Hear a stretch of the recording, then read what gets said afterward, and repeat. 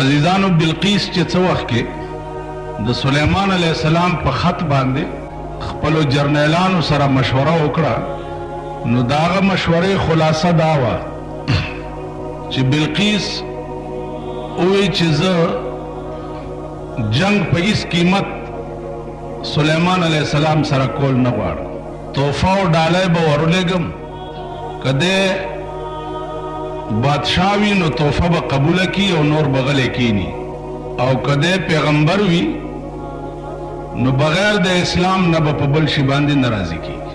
چنانچه تحفه او ډالۍ ورولېږله.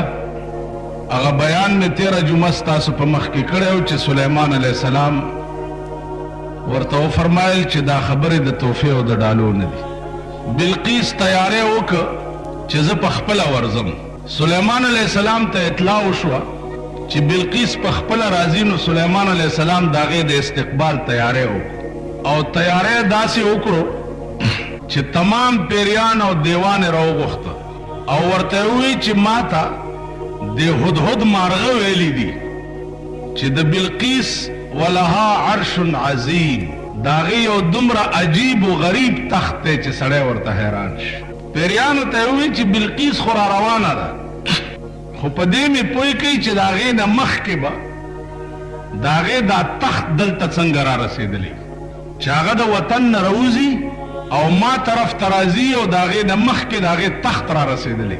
پیریانو ورته ووایي چې صاحب دا خو ډېره اسانه خبره ده، راوبرسي. سلیمان علیه السلام ورته وفرمایل چې څومره وخت کې به راورسي. عفریت د یو پیري نامه وه، عفریت. هغه ورته ووایي چې د سترګو په رپ کې څومره وخت چې د سترګو په رپا لګي، دومره وخت کې به د هغې دا تخت دلته پروت. عزیزانو چې را روانه شوه نو د سترګو په رپ کې د هغې نه مخکې د هغې تخت راورسېدو او د سلیمان علیه السلام تخت سره کې بلقیس را روانه ده او د استقبال تیاری دی. صاحبه پیریان دی او دیوان دی او مارغان دی او عجیبات. دغې مارغه سلیمان علیه السلام ته دام ویلي چې د بلقیس په خپو ویښته دي. سلیمان علیه السلام خیال وکړو چې دا خبره به څنګه رښتیا کیږي چې د بلقیس په خپو ویښته دي. اوس دا خو بادشاه ته سړی ویلی هم نشي چې ته لږه پنسه اوچته کړه چې زه ستا خپې وګورم. دا مشوره وشوه. چې دا مشوره وشوه، پیریانو او دیوانو ووایي چې صاحب دا به په ځان پوی هم نه وي او پنسې به اوچتې کړي او ته به یې خپې وګورې.